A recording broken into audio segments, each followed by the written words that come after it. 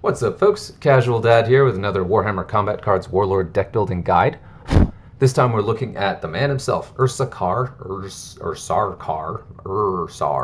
E Creed. Sorry, that's a lot of R's, guys. I don't know whose idea that was. Anyway, really good one. Coming in a little bit, he's in most factions he would be the cheapest warlord because he's very cheap at 24 points. But in Servants of the Emperor, you have two of the cheapest warlords in the game in the Magus and Yarick, so he comes in fairly late in the warlord lineup. Also, new add, he is epic, which definitely holds him back a little bit. You can see that mine is only level 5 after having it for quite a while. But fortunately, his own card levels really don't matter because this is a maximum level Creed. Junk. Attack stats, totally middling. He's got outflank. He's got rank 2 inspiring presence. He's got okay hit points for that level, but 0 defensive abilities.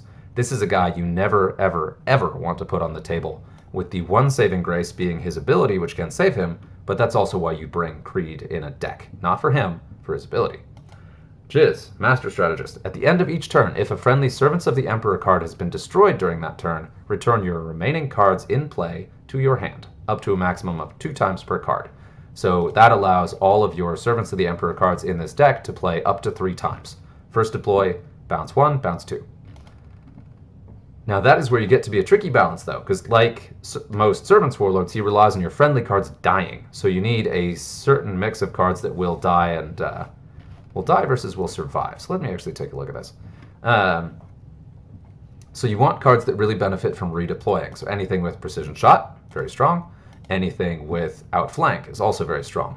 It's not just that, though. You want cards that will redeploy that have gained value from moving. So if it's a heavy hitting card that has somewhat low hit points, this one is kind of in that range there, that is one to consider redeploying just to get it out of the way and put it in places where its hitting power will make the most difference. Now here, I've also got this guy for defense, and if you do redeploy a shielded card, it gains those shields back. So you could get this guy down to 2 health, and he redeploys and he comes back on the board with full shields, which is terrifying. So I've got this guy in here just to kind of clear the board because he's fragile and a big utility piece, where if I run up against a heavy shielded deck or a Akaran deck, this guy can kind of wipe the board for me and then promptly die to go ahead and trigger the redeploy ability. So this is a bit of a mix. You can do all taunt. I don't have taunt in here. I've got endless, which can trigger twice, and I've got a bunch of other utility pieces that do different things, may redeploy themselves, but then also do trigger that redeploy for the other heavy hitters. So of course the biggest punchers in the deck are these two, but these guys can do some significant damage, and then I've got that target acquired to really help kind of clear dangerous pieces. Creed is tricky because you rely on losing cards. That immediately starts you to a deficit even if you then get utility out of your redeploys. So you need those redeploy cards to be really impactful, and you do need them to be able to win the game themselves even as you're bleeding other cards. He doesn't have bonus attacks in the same way Canon S does, and he doesn't have the same kind of extra healing ability. His ability is pure offense, with the exception of being able to redeploy Medica and shields, making him annoyingly sticky. Now some other pieces you can include in a Creed deck, just kind of looking through it, he is Cadian. He is the Cadian of Cadia. You could lean just on Cadian cards and really throw in some of these mixed tanks like this guy right here, being a very strong piece. Doesn't do anything on deploy, but does it redeploying it lets you take it out of places that are in danger. Once you get this guy upper level, he is dumb. Just like, you will not kill this dude, and he'll redeploy and medicate your board and regen like crazy. He's not gonna do that much damage, but he's such a stick in the mud. He's such an obstacle for opponents to get through that he's certainly worth considering. Other obvious choices being this guy here, if you want to run a more melee themed, or a soup that mixes melee and ranged. Then you've got your ranged ready on this guy, which I just got to this points level, so he's certainly one I'm considering as well. And then this guy has that ranged ready at a cheaper price point. So these are all really kind of good pieces to consider. There's nothing that's necessarily bad. You'll just find that mixing and matching will kind of change, and some things will end up being better. This guy, let's see, I just got this guy, and at level 1, he's got... Okay, no, so he doesn't have precision shot, so he doesn't actually benefit from redeploying. So I'm considering this guy, but I got to get him to rank 9, which will take a long time. At rank 9, this is absolutely something to put in because it does come in a little bit above the Valkyrie, but has barrage and precision shot, which is devastating. So there is that. These guys I wouldn't necessarily consider because they don't do anything on deploy. This one is a great piece. You see him a lot in Creed decks. Comes in quite a bit cheaper and easier to level than the ones I have in here. And in fact, I may go ahead and change that out. I really like the Valkyrie, but that 81 points of damage, even with barrage, is asking a lot of a 60 point, almost 70 point card. So we're going to we'll replace that there with that barrage, which gives me another 26 points. I will then drop, let's see, that will give me 38.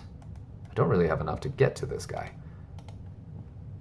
And that is a bit of a trick, is you want really heavy hitters, but you have limited card pools. This guy's good, but I don't think he's better than the tank. So we're going to keep looking here. Where's this guy? So if I drop this guy, which I like the poison, but he's really in there to trigger the ability. So if I drop him, that gives me 34 points, which puts me up in this range. Ooh, man, if this was higher level, that would be a good piece, although it is a melee ready and not ranged. And this is mostly a ranged themed deck. So just kind of talking through this. I can pop this guy in here. Yeah, okay. And this guy's just flat better than the other one. He's got insane amounts of power, and once I get him up to Big Game Hunter, that's where he starts doing just really crazy things. He doesn't have a ranged attack, but he does have Psychic Ready, can help prime himself for future shots, and then also, again, has the utility of that psionic, whatchamacallit. Alright, so I've got 19, I've got 11, or I've still got 15. So we're looking in the high teens. We're going to start at 19 just to kind of see what we can do here. And apologies for just mucking around on this. I'm sure you have better things to do than just listen to me talk. We're going to go ahead and swap in. I could also go 20. What is that? 21. Which gives me this guy. Or I can double down on Psychic a bit and bop this guy. Also has Fear. I just unlocked Psionic Blast. We're going to go ahead and do that. We're replacing Fear with Shields. Or replacing Shields with Fear, rather, which I may regret, but we're going to go ahead and try it. So we're going to try Creed just so you can see this played. I know I spent a little bit more time talking about what to put in there. Creed is one of the more challenging warlords because there's not really a bad combination of things you can do. And one of the biggest things you get is mobility. Oh, yikes. I am actively laddering servants right now, so you're going to see some pretty gnarly opponents on this one. Okay. And now I don't necessarily want to play these guys early because they will trigger the bounce back. Ooh. And I am going first. That is one big thing to remember in this when you're building, is that Creed does definitely benefit from going first as well. Most decks do. Long Strider, I keep doing that. Dark Strider needs to go second. Doesn't need to, but benefits a lot from going second because then you get to see where things are and position things appropriately. And positioning is key there. That's also key for Creed, especially if you don't run Taunt, which I'm not doing right now. Ooh, ouch. So wasted 2 bodies to go ahead and get the redeploy there. I did get the redeploy, which is good, but that hurt. So they'll pop back. And now you'll see the redeploy. Now, I pretty much always run full-size decks with Creed. But there's a downside to that, is that whenever you do deploy a new card, there's a bit of a random reroll.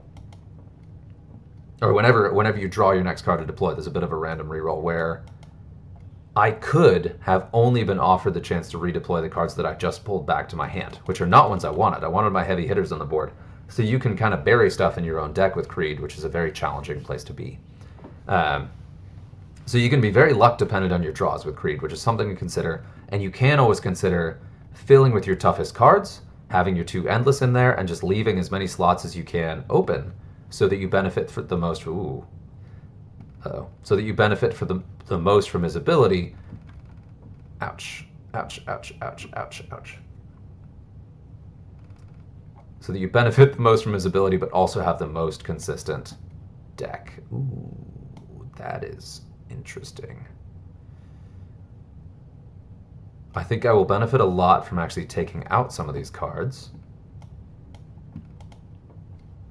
And I'm going to regret having that low-level Psionic Blast in here. We got that Medicae in there. Okay. And you see, I keep stopping talking a lot. Creed is one of those warlords who I really enjoy because you have to put a lot of thought into playing him. because he is a very tricky and technical warlord to play. Especially in a matchup like this one that's definitely on the challenging side. I lost my tank. Womp, womp, womp, womp. But I'm set up for a scary psychic attack. I also have Creed on the table, which is not what you want.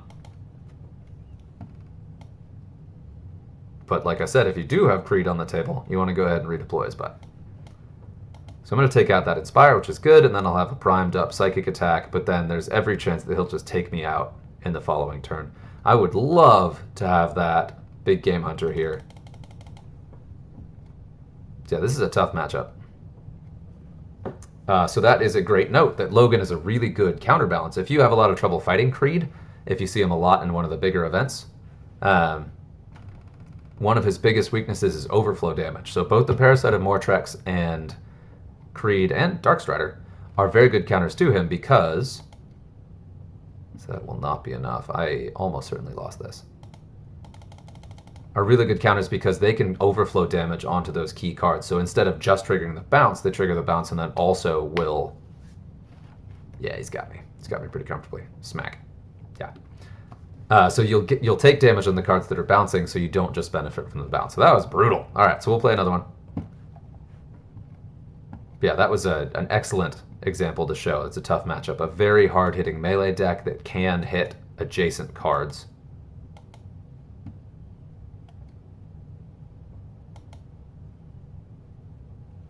Any second now. Try again. There we go. Creed. Yeah, and Creed is one where you can start playing him early because he relies on cards dying rather than making kills. The easiest comparison for Creed is going to be Lilith. Lilith Hesperax, because she has a similar ability, but hers is on enemy kills rather than friendly deaths. Yikes, what a matchup. And I should not have deployed that thing first, because that is Artemis. Always, always, always check to see if your opponent is Artemis before you deploy. That is my #1 biggest tip for any player ever, because you usually will want to deploy your heavy cards fairly early, which is the last thing you want to do against Watch Captain Artemis, because he'll get all that free damage on your heavy hitters, where you'll take the most additional damage, which you don't want. So that's going to be a bounce, which is good for me at least. And then here's what I was talking about, is because your deck is reshuffled, whenever you redeploy your cards into your deck, you can be fed just the ones you just pulled, who usually are damaged, and who you don't really want to have be your next cards in the play.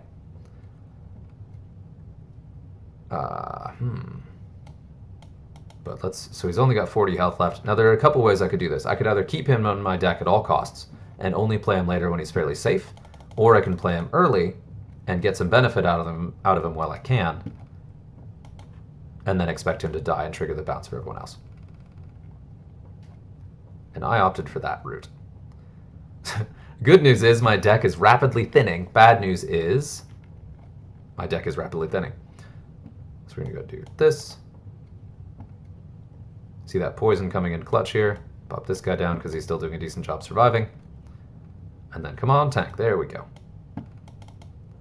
Now the bad thing there, of course, is that I am looking at...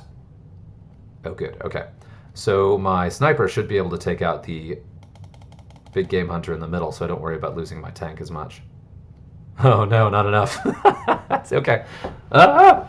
And that is where those card levels can come in important, because if he was just one range level higher, that would have been a hit there. So that is, ouch. And then that was also bad, because I take him out, but then Artemis gets to deploy another card and will automatically hit some of my stuff. Let's see who it is. Okay, could have been worse. Ooh, of course he has a ranged attack. I'm going to play it safe a bit here, which also means another hit on Artemis, but I can hope that I trigger a bounce before my tank dies. So the wolf is going to kill this guy. Ah, yikes. Okay, what do you got? 59. Okay, so I will get another bounce, so my tank isn't dead yet, but it's not looking good. That is a very frightening Artemis deck, and Artemis is always a frightening warlord. Okay, so go over here. And drop a Medicae, and then drop this guy here, so he can do some extra damage to the Fear card, because I need him to remove I've seen some very expensive cards go down so far, so there's a good chance that... Oh yeah, and see there, that lane clearing from your Psionic Blast is just absolutely terrific. So the next few cards that come out of this deck should not be as scary as the ones I've seen so far. Okay, cool. So the Medic is to support it. Hopefully there's one more Scrub in there, and that gives me a chance here, but my deck is very thin.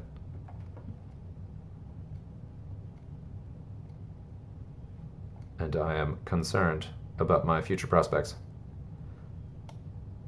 Also, you do want to keep track of your deploys to make sure that you are aware how many of your cards will bounce or not. There's nothing worse than setting up a bounce and then realizing that that card's already been redeployed twice, so it will not bounce again.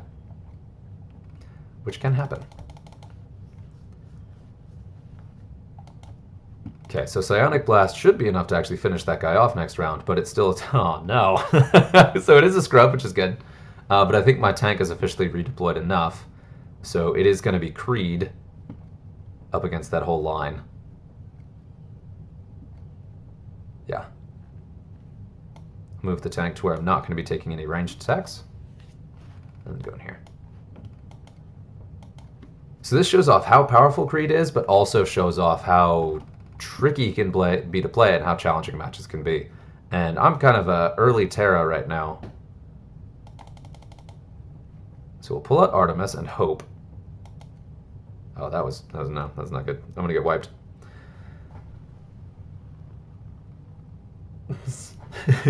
I'm in early Terra now, so a lot of the decks I'm going up against are pretty scary. And that one is particularly nasty, just because of the volume of heavy hitting fear cards. And now here, of course, Creed could finish this out, right? I've got Outflank. I've got this very heavily charged melee attack. No, he cannot. It is extremely rare that you will ever find a game that Creed can actually finish, which is another reason I prefer Lilith, because she does absolutely finish a game herself sometimes, but still. Very cool. Creed is a terrifying combatant, and I really, really enjoy playing with him, but he is definitely very tricky, and you can be match and draw dependent and just mess up in game, which I probably didn't play those as well as I could have. But there's my guide. Hopefully that's helpful. Let me know any comments you got on the man himself, Ursarkar Creed. Ursarkar Creed. There it is.